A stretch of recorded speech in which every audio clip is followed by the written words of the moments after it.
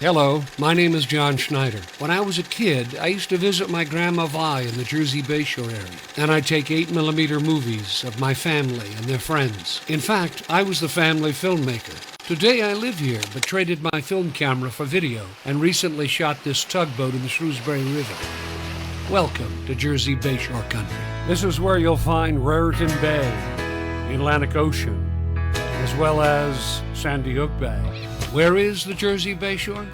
Let's get oriented by starting with the big picture. It's somewhere in here, part of the universe, and definitely part of our world. But it's like no place I've ever experienced. And as soon as we land, I'll show you around.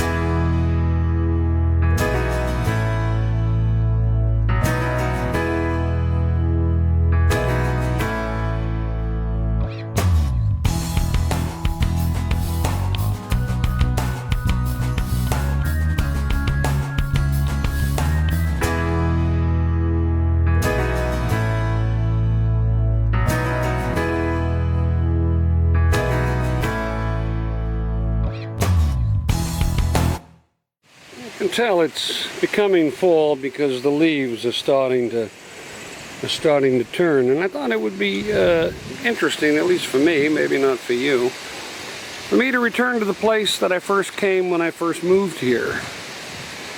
It was Papamora Point Park, and I jumped over that fence and went through the trees and heard some birds singing, and then saw Sandy Hook Bay, and the rest is history. All right, I don't think I actually jumped. I think I actually walked around the fence here.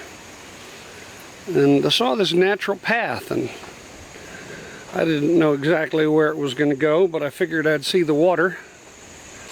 I've tried not to notice this. I've tried to imagine that maybe we're going to have summer for a little bit longer, but it doesn't look like it. I thought it was really pretty in here.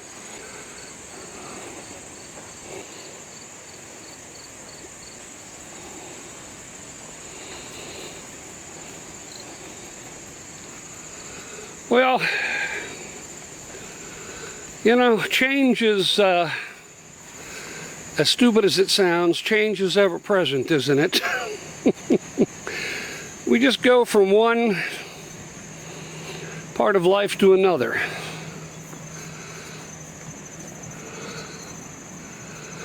I always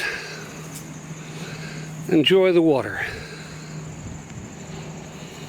and the peace that it brings.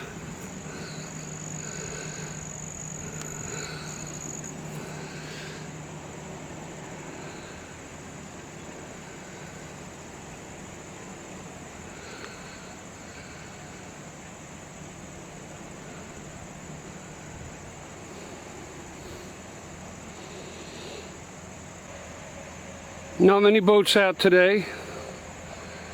In fact, over the next couple of months, people will start taking their boats out of the water here at the Jersey Bayshore. It's an interesting time of the year. For those of us who live here, we get a little bit of a breather. It's less crowded, fewer cars, more for us to do on the water. We can still fish. We can still sunbathe, we can still go boating, but there's just fewer boats to contend with out there.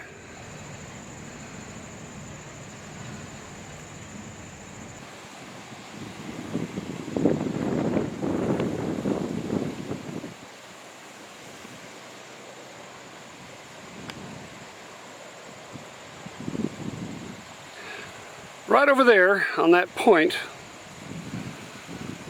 the emptiness of that point, I should say, reminds us of some of the devastation that was caused a few years ago by Hurricane Sandy.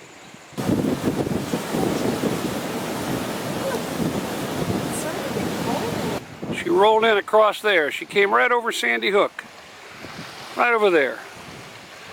And a big wall of water just came in and broke on these beaches and washed over highlands like it was nothing. People up there were probably a little nervous, but they didn't get the hit like the people who lived down here did, like the businesses who tried to prepare for the worst did.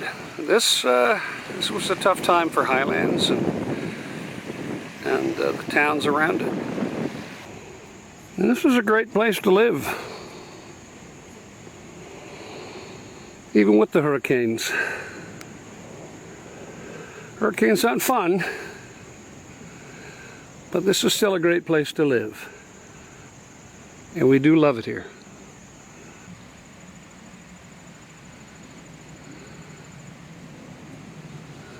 We get a kick out of the fact that on a clear day, you can see New York. See behind that catamaran? To the left? Freedom Tower in New York City. And out there, way out there, is Raritan Bay.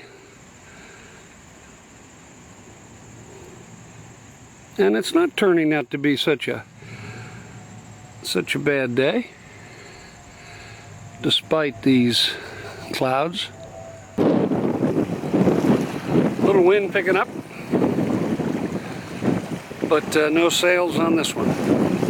The other nice thing about this time of the year is that we residents can make fresh footprints in the sand, and that's always fun.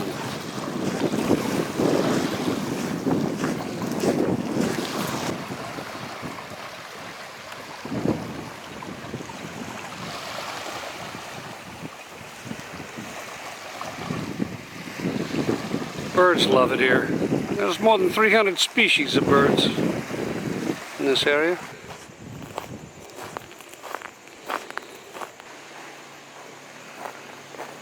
Just found this stone while walking along this beach. You find a lot of sea glass here occasionally. This is interesting because it's really a polished tile. It's been in the water a long time. It's very smooth.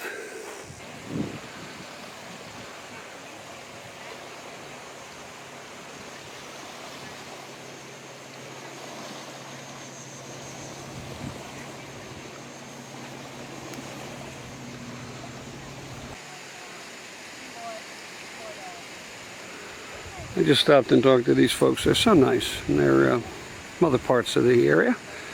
Not the Jersey Bayshore area, but other parts of New Jersey. They come down here quite often because they love it so much.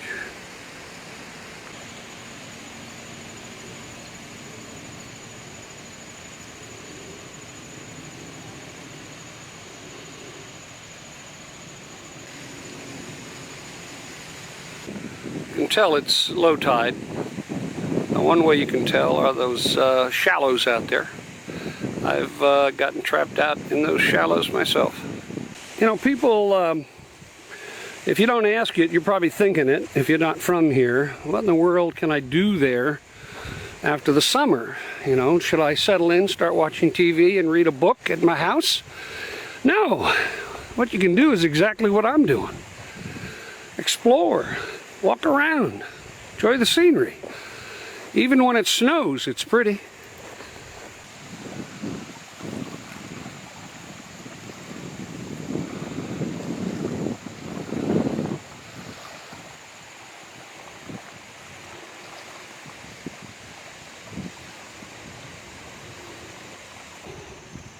And here's a spring that always seems to be flowing, sometimes more quickly and dramatically than other times, but it's fresh water, just like the fresh water at the Henry Hudson Springs. Comes out of the hills and adds to this great reservoir of water, Sandy Hook Bay. Here it comes. See it? It's trying. It's trying as best it can. There's one of the homes in the hills of Atlantic Highlands, which is just north and east. And look, you can see how low the tide is. See it? See the marker there? You can see somebody running along the Henry Hudson Trail, and the leaves are starting to turn. It's a wonderful trail. Needs a little work in this area, but it's still a wonderful trail. Now you can see Henry Hudson Trail a little bit clearer. Henry Hudson Trail goes past the Henry Hudson Spring and all the way to Atlantic Highlands. Historically, there used to be a railroad track along here, but it kept getting washed out by hurricanes too. So they stopped service a while ago.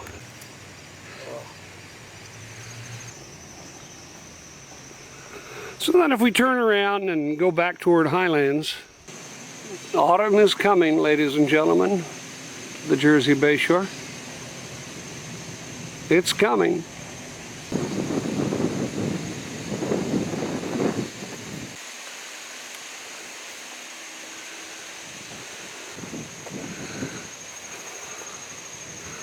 There's a coolness in the air in this September day as we walk around Pompomoro Park.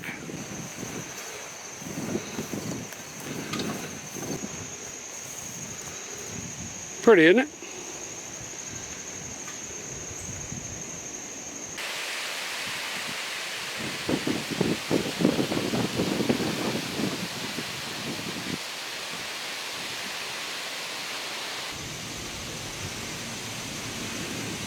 Listen to the leaves rattling in the wind.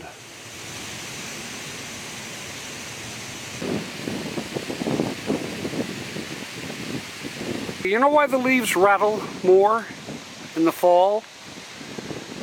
Because they're drier, they're more brittle, they make more noise. In the spring and summer they're supple, they don't make as much noise when they bang into each other. But now they do, it's a sign that fall is coming.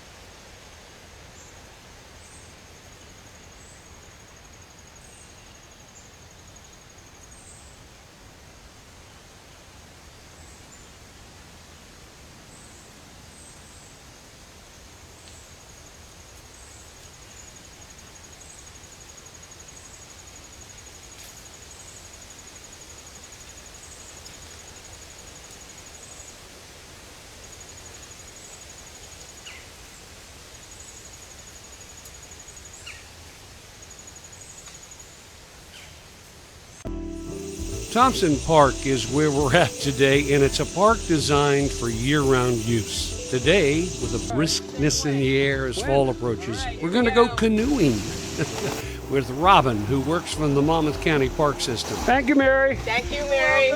Mary does too. There you go. Have a good day. And by the way, these canoes are available for renting. You should try it. So, have you been paddling canoes very much? Yes, actually. Like, where have you been? Where have you paddled? We used to go every year to do the Delaware River. We'd go to Milford. You know where that is? Yeah. We'd do Milford to the Gap, or you know, thereabouts. We'd do like 2 nights. We'd camp along the Delaware. So tell us about this particular lake. This is a dammed lake that's part of another creek. And what's in it, and how deep is it, and what do you know about it? It has fish in it. I don't know what kind. I do believe they stock it. What's the name of the lake? And it's called Marlou Lake. It's it's a man-made lake, and I believe the Marlous made it when it was Marlou Farm, which was a dairy farm, before the park system owned it. But we maintain it. It's a nice-sized lake for recreation. We get a lot of people come out for fishing.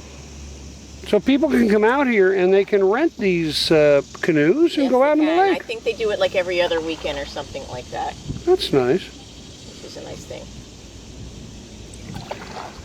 So do you play like this all day long? No, I'm usually in the office working at a computer, so I am so glad you're here and you got me out of the office. I'm glad too. I got to go for a bike ride, and now I'm going for a canoe, and it's the most spectacular. It's a top 10 day, isn't it? It's a beautiful day. And it's a beautiful park with opportunities to do just about anything you want to do in the great outdoors. I mean, look at these dragonflies mating like there's no tomorrow.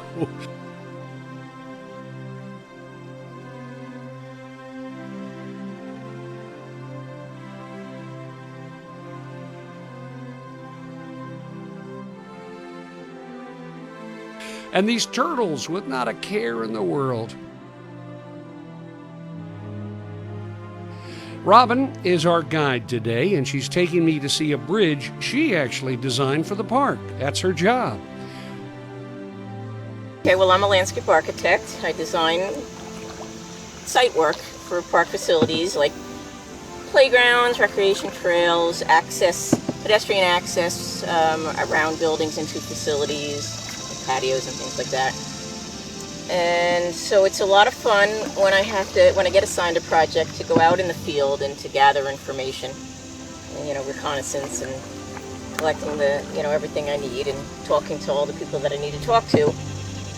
And then, I'll bring it all back to the office and brainstorm to work out the design. And once that gets all worked out and approved, I come up with my product is the construction documents. And that gets put out for public bid. And then I get to go out in the field again when we hire a contractor, and I, administer the contract and make sure all the work gets done properly. And that's exciting. And when we reached the bridge, there was this wonderful family of swans crossing under it. This bridge was my project. It was the last phase. The 5th phase of a recreation trail here at Thompson Park that took 12 years to complete, and the bridge itself cost $457,000. The entire trail network, paved trail network, including the bridge, cost over $2 million. What I like about the bridge is the way it blends in with the scenery around it. In fact, quite a few people stopped along the bridgeway to look at the local natives, and some of them looked back. What a way to spend part of your day. Here's that family of swans again.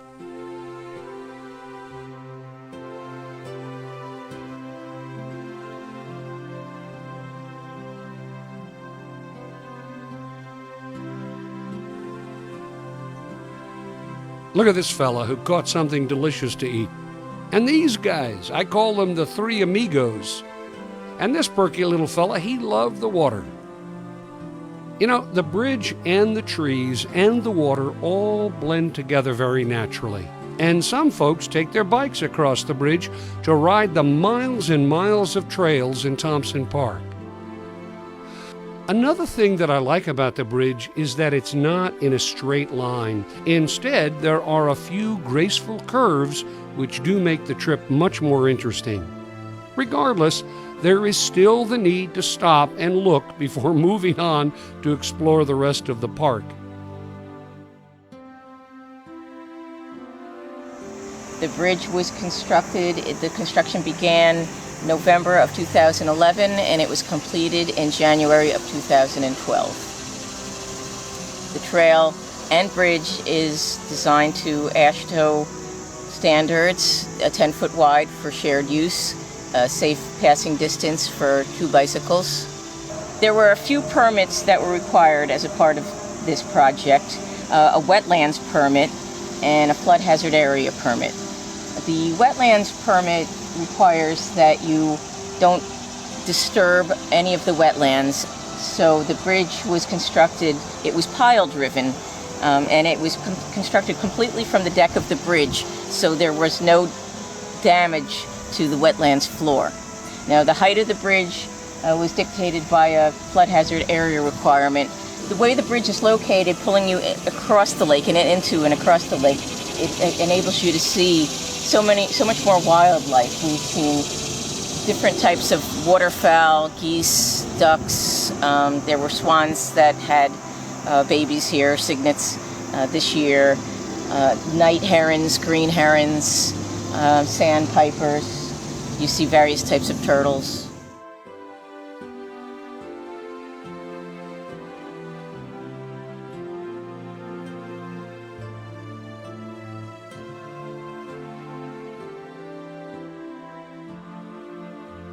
And now it's time to see a little bit more of Thompson Park from our bicycles. And the paths are wide and the scenery is ever-changing. Here's another bridge in the park we're going to cross. And there are lots and lots of places to have a picnic, both large and small. And there's horse trails all over the place. And there are trails for cross-country skiing during the winter. It really is a park for all seasons. And there's the mansion where the visitor center is located, and you should really try to visit it while you're at the park.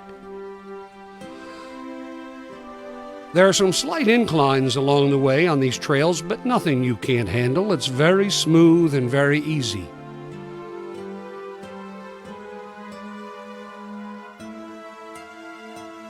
And all the doggies we passed along the way seemed pretty darn happy.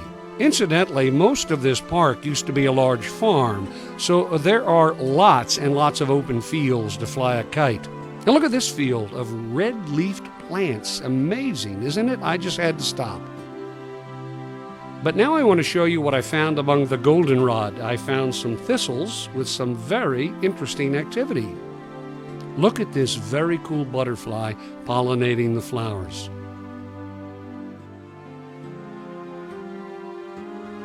And check out these bumblebees. They seem to be pretty tolerant of my closeness to them, thank goodness. And here is something spectacular, a monarch butterfly, close up. I mean, I was like 4 inches from this guy. You probably remember monarch butterflies for their mass migration, which brings millions of them to California and Mexico every single winter. In fact, the North American monarch butterflies are the only butterflies that make this massive journey, which can take up to 3,000 miles. And that colorful pattern that they have on their wings not only makes these butterflies easy to identify for us, but it also warns predators that these insects don't taste very good and are in fact poisonous. So don't eat a monarch butterfly. Well, this has just been a small taste of Thompson Park in Lincroft, New Jersey, which is one of many parks managed by the Monmouth County Park System. Please do visit these great parks and see for yourself how beautiful they are and how much fun they can be any time of year. And be sure to visit monmouthcountyparks.com to learn more.